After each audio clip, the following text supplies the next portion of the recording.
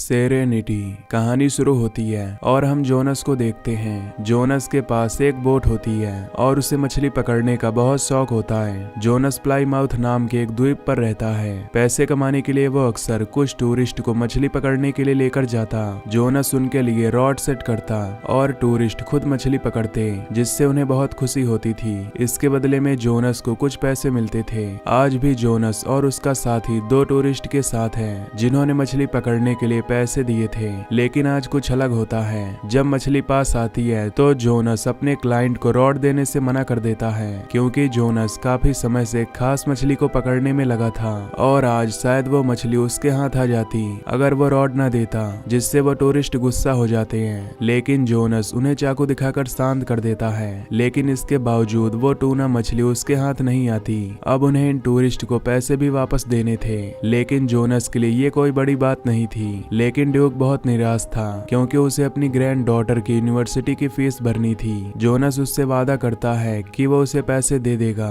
इसके बाद वो अपनी दोस्त डायना से मिलने जाता है। डायना उसे कुछ पैसे देती है। जब वो उसके साथ समय बिताता है तो जोनस उससे उसके बेटे के बारे में पूछता है। उसे भी बोट्स और फिशिंग का बहुत शौक था। दरअसल जोनस चाहता था कि वो ड्यूक को जाने दे, ताकि वो किसी ऐसी जगह काम कर सके जहाँ उसे अच्छे पैसे मिल सके। इसके बाद वो एक बार में जाता है। बारटेंडर से बातचीत के दौरान हमें पता चलता है कि यहाँ के लोगों को एक दूसरे के बारे में छोटी से छोटी बात भी पता होती है। ऐसा क्यों, तो ये हम आगे जानेंगे। बारटेंडर कहता है कि तुमने 4 बार उस मछली को पकड़ने की कोशिश की है, तुम्हें उसे कोई नाम देना चाहिए। तो जोनस कहता है कि उसका नाम जस्टिस है। रात में वो ड्यूक को पैसे देने जाता है और बताता है कि कल हम दोबारा समुद्र में जाएंगे। ड्यूक पूछता है कि हमारे साथ कितने क्लाइंट्स जा रहे हैं। तो जोनस बताता है कि हम अकेले जाएंगे, क्योंकि वो किसी भी हालत में उस मछली को पकड़ना चाहता था। ड्यूक को उसका फैसला सही नहीं लगता, क्योंकि इसमें उनके पैसे लग रहे थे। रात को जोनस जब अपने घर में था तो उसे अपने बेटे की याद आती है, जो डिवोर्स के बाद अब उसकी पत्नी के पास था। उसे भी अपने पिता की तरह फिशिंग का बहुत शौक था। अगले दिन वो ड्यूक के साथ बोट लेकर समुद्र में जाता है और पूरा दिन इंतजार करने के बावजूद भी उन्हें वो मछली नहीं मिलती, जिससे जोनस बहुत निराश होता है। वापस आने पर वो ड्यूक से कहता है कि तुम मेरे लिए एक बैड लक हो। जब से तुम्हारी पत्नी मरी है तब से तुम्हारी किस्मत ही खराब है। ये सुनकर ड्यूक को बहुत बुरा लगता है और वो गुस्से में अपना सामान लेकर वहाँ से चला जाता है। पर दरअसल जोनस ने यह जानबूझकर किया था ताकि ड्यूक कहीं और काम ढूंढ ले। रात में बार आने पर बारटेंडर उसे समझाता है कि वो उस मछली को पकड़ने की जिद छोड़ दे, लेकिन जोनस उसकी बात नहीं सुनता। तभी उससे मिलने वहाँ कैरिन आती है, जो जोनस की एक्स वाइफ है। जोनस जानता था कि वो यहाँ किसी मकसद से आई है। अपनी बोट पर ले जाने के बाद वो उससे पूछता है कि तुम्हें मुझसे क्या चाहिए। उनकी बातों से हमें पता चलता है कि जोनस पहले आर्मी में था, किसी कारण उसने वो नौकरी छोड़ दी।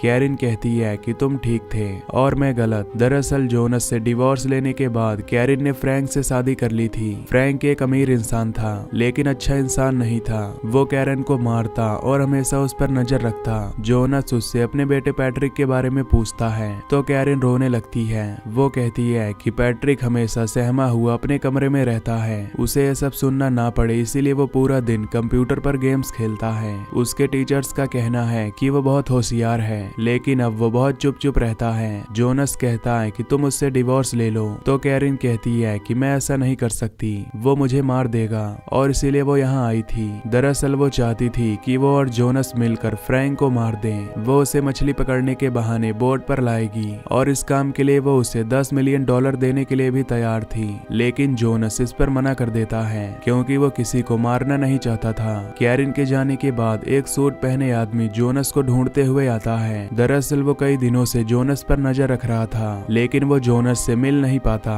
अगली सुबह जब जोनस समुद्र में नहाने जाता है तो उसे अपने बेटे की आवाज सुनाई देती है और एक पल के लिए उसे उसका चेहरा भी दिखाई देता है। इस बीच हमें फ्रैंक और कैरिन के चिल्लाने की आवाजें सुनाई देती हैं। हम पैट्रिक को देखते हैं, जो अपने कमरे में था। यानी इन बाप बेटे के बीच कुछ तो कनेक्शन है। खैर उधर कैरन का पति फ्रैंक होटल पहुंच गया था जहां कैरन रुकी थी। उसे देखकर कैरन घबरा जाती है, क्योंकि वो 2 दिन बाद आने वाला था। आते ही वो कैरन को परेशान करता है। अगले दिन जोनस एक लोकल शॉप से फिशिंग का सामान लेने जाता है। तब वहाँ काम करने वाली औरत उसे बताती है कि लोग फ्रैंक को लेकर चर्चा कर रहे हैं कि वो 1 घंटे तक अपनी पत्नी को बेल्ट से मारता रहा और कैरन के मुंह से आवाज आज तक नहीं निकली। जोनस इस बारे में बात किए बिना वहाँ से चला जाता है। बोट के पास आने पर वो देखता है कि फ्रैंक कैरिन के साथ उसका इंतजार कर रहा था। फ्रैंक कहता है कि मेरी पत्नी ने बताया कि तुम हमें फिशिंग पर नहीं ले जाओगे। जोनस कहता है कि मैंने कुछ नियमों का उल्लंघन किया है, इसीलिए मैं किसी को अकेले बोट पर नहीं ले जा सकता।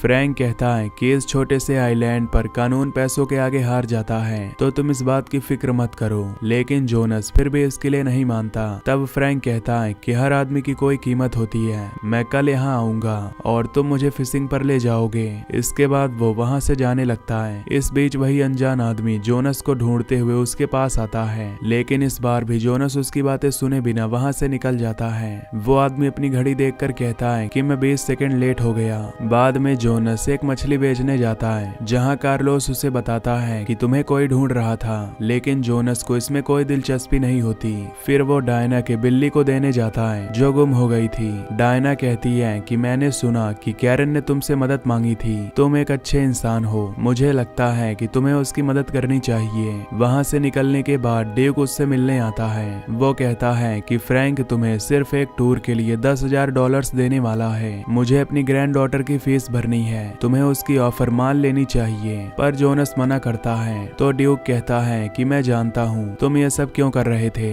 लेकिन मुझे तुम्हारी मदद चाहिए। अब जोनस ड्यूक की मदद करने के लिए मान जाता है। बाद में कैरिन फिर से जोनस से मिलने आती है। जोनस कहता है कि मैं उसे सिर्फ फिशिंग पर ले जाऊंगा, मैं उसे मारने वाला नहीं हूँ। तो कैरिन कहती है कि वो मुझे और पैट्रिक को मार देगा, मैं जानती हूँ कि तुम उससे बात करते हो, वो अपने कंप्यूटर से तुम्हें सुन सकता है, तुम दोनों एक दूसरे से जुड़े हुए हो। जोनस उसकी बात का कोई जवाब नहीं देता। खैर बाद में जब वो और ड्यूक समुद्र में होते हैं तो जोनस अपने दिल की बात कह देता है कि उसे यहाँ कुछ गड़बड़ लग रही है। फिशिंग के दौरान जोनस फ्रैंक से पूछता है कि क्या उसके बच्चे हैं, तो फ्रैंक कहता है कि मेरा एक सौतेला बेटा है, मैंने उससे दोस्ती करने की बहुत कोशिश की, लेकिन वो पूरा दिन अपने कंप्यूटर पर लगा रहता है। उसके मैथ टीचर कहते हैं कि वो जीनियस है, लेकिन वो पूरा दिन एक गेम में लगा रहता है जिसमें एक आदमी पूरा दिन फिशिंग करता है, वो मुझे पसंद नहीं करता।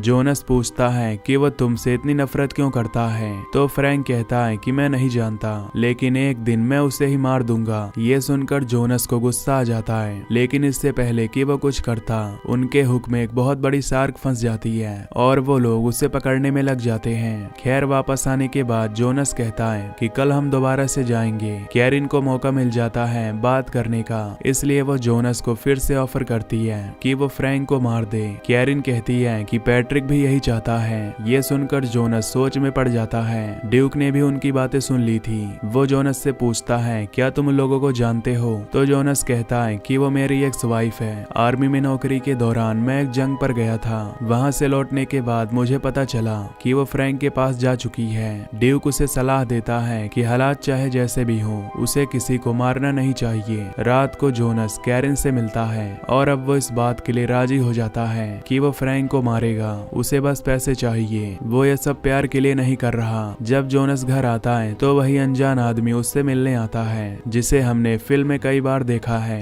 वो वही डिवाइस लेकर आया था जिससे जोनस उस टूना मछली को पकड़ सकता है, जिसे पकड़ने का सपना जोनस बहुत समय से देख रहा है, और ये डिवाइस वो जोनस को फ्री में देने वाला था। उस आदमी के मुंह से निकल जाता है कि यही खेल का नियम है और मैं ही नियम हूँ। ये सुनकर जोनस को अजीब लगता है और उस आदमी पर शक भी होता है, इसीलिए वो उसे धमकाता है और पूछता है कि बताओ तुम कौन हो। तब वो आदमी रीड बताता है कि असल में ये सब असली नहीं है, ये बस एक खेल है और खेल का नियम है कि यहाँ कोई मरेगा नहीं, तुम एक कैरेक्टर हो और तुम्हें उस टूना मछली को पकड़ना है। जोनस को उसकी बातों पर विश्वास तो नहीं होता, लेकिन इस जगह को लेकर उसे हमेशा शक रहता था। उसे याद ही नहीं था कि वो कब यहाँ आया और कितने समय से यहाँ है। वैसे यहाँ हम ये जान जाते हैं कि ये खेल शायद उसके बेटे ने ही डिजाइन किया है, लेकिन किस लिए? रीड का कहना था कि पिछले कुछ दिनों से गेम में गड़बड़ है, यानी जिसने ये गेम बनाया है शायद वो चाहता है कि अब तुम उस आदमी फ्रैंक को मारो, लेकिन मेरे नियमों के मुताबिक इस द्वीप पर किसी को भी मारना मना है, इसलिए मैं तुम्हें नियम बताने आया हूँ और मुझे खुद भी नहीं पता कि जिसने ये गेम बनाया है वो नियम क्यों बदल रहा है। जोनस को उसकी बात बकवास लगती है। अगली सुबह जोनस महसूस करता है कि वो अलार्म से पहले उठ नहीं पाता, जो इस बात की ओर इशारा करता है कि शायद सच में वो किसी गेम में है। हर जगह उसे बस एक ही बात सुनने को मिल रही थी, जाओ और उस मछली को पकड़ो। वो याद याद करने की कोशिश करता है कि आखिर वो इस द्वीप पर आया क्यों, लेकिन उसे अपने दिमाग में ऐसी कोई भी याद नहीं मिलती।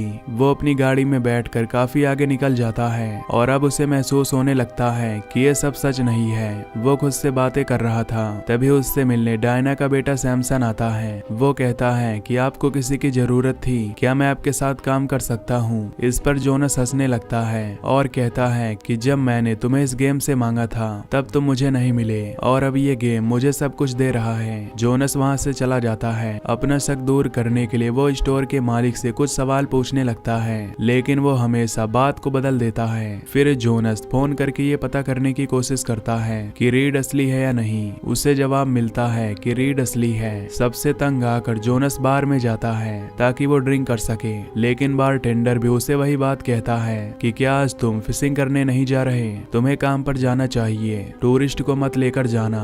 वे हमेशा तंग करते हैं, यानी गेम के नियम उसे फ्रैंक को ना मारने के लिए कह रहे थे, लेकिन पैट्रिक के दिमाग में कुछ और ही चल रहा था। दूसरी तरफ दिखाया जाता है कि जब कैरिन की आंख खुलती है तो वो फ्रैंक को बाथरूम में घायल पाती है। पिछली रात 6 लोगों ने उसे मारा था। दरअसल ये काम ड्यूक का था। उसने ही फ्रैंक को मारने के लिए कुछ लोगों को पैसे दिए थे ताकि वो आज बोट पर ना आ सके। ड्यूक जोनस से कहता है कि मैंने तुम्हारे लिए जो सही लगा मैंने वही किया। इस बात से जोनस को बहुत गुस्सा आता है। जख्मी होने के बावजूद कैरिन फ्रैंक को मना लेती है कि वो फिशिंग पर जाए। अब वो समुद्र के किनारे निराश होकर बैठा होता है। तभी रीड उसके पास आता है। जोनस कहता है कि मुझे कुछ भी समझ नहीं आ रहा कि मैं यहाँ क्यों हूँ, मेरा मकसद क्या है, क्या वो पागल तो नहीं हो चुका। रीड कहता है कि इस बारे में तो मैं भी कुछ नहीं जानता, लेकिन मैं ये जानता हूँ कि यहाँ क्या हो रहा है। हम सब किसी का सपना है और हमारे बारे में सिर्फ वही जानता है जिसने हमें बनाया है, और शायद तुम जानते हो कि वो कौन है। तो जोनस कहता है कि हाँ, वो एक छोटा बच्चा है जो एक अंधेरे कमरे में बैठकर हमें देख रहा है। उसका सौतेला बाप उसकी माँ को मारता रहता है। शायद इसी वजह से उसने एक गेम बनाया है, इस उम्मीद में कि शायद एक दिन वो अपने असली पिता को वापस ला सके और अपने सौतेले बाप को सबक सिखा सके। वो चाहता है कि मैं उसे इंसाफ दिलाऊंगा, चाहे कुछ भी हो जाए। इस पर रीड कहता है कि अगर तुम यही चाहते हो तो मैं गेम के नियम तोड़ दूंगा। अगर हमारा निर्माता यही चाहता है तो तुम्हें ऐसा ही करना चाहिए। कैरिन फ्रैंक को बोट पर ले आती है। इस पर जोनस भागकर अपनी बोट की तरफ जाता है। दरअसल पैट्रिक ने एक ऐसा गेम बनाया था जिसमें वो अपने पिता के साथ समय बिता सके, लेकिन जैसे जैसे उसके सौतेले बाप का टॉर्चर बढ़ता गया, पैट्रिक के दिल में उसे मारने की आग भी बढ़ती गई। पैट्रिक बस यही चाहता था कि उसे कोई संकेत मिले कि फ्रैंक को मारना गलत नहीं है, इसीलिए उसने गेम में जोनस को सोचने की इजाजत दी ताकि जोनस अपने दिल की सुने और जो उसका फैसला हो पैट्रिक भी वही करेगा।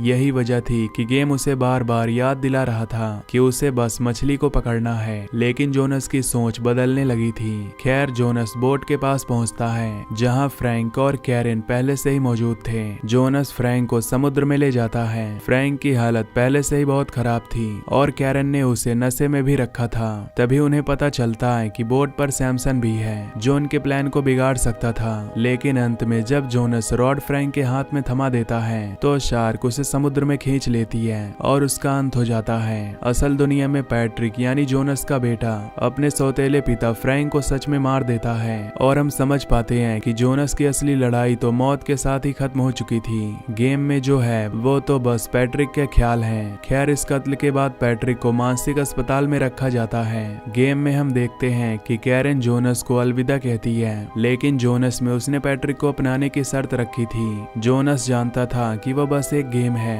तब कैरिन रोते हुए कहती है कि कभी न कभी तुम उससे जरूर मिलोगे। तभी कैरिन वहाँ से गायब हो जाती है और जोनस के पास एक फोन पर कॉल आता है। कॉल के दूसरी तरफ पैट्रिक था। उसकी आवाज सुनकर जोनस भावुक हो जाता है। पैट्रिक कहता है कि मैंने कुछ बहुत गलत किया है, तो जोनस उसे समझाता है कि तुमने जो भी किया अच्छे के लिए किया। पैट्रिक कहता है कि मैं गेम में कुछ बदलाव करूंगा ताकि मैं तुमसे मिल सकूं। जोनस बहुत खुश हो जाता है और कहता है कि मैं तुम्हारा इंतजार करूंगा। कॉल कटने के बाद जोनस देखता है कि वहाँ सब कुछ बदल रहा है और अगले ही पल हम देखते हैं कि पैट्रिक भी गेम में है। वो जोनस से मिलने के लिए बोट की तरफ भाग रहा है। उसे देखकर जोनस बहुत खुश होता है। दोनों एक दूसरे को गले लगाते हैं, गेम में ही सही, लेकिन पैट्रिक अपने पिता के साथ था। और यहीं पर ये मूवी खत्म हो जाती है। तो दोस्तों अगर आपको ये एक्सप्लेनेशन पसंद आई हो तो वीडियो को लाइक और चैनल को सब्सक्राइब कर लेना। Till then take care, love you, bye bye.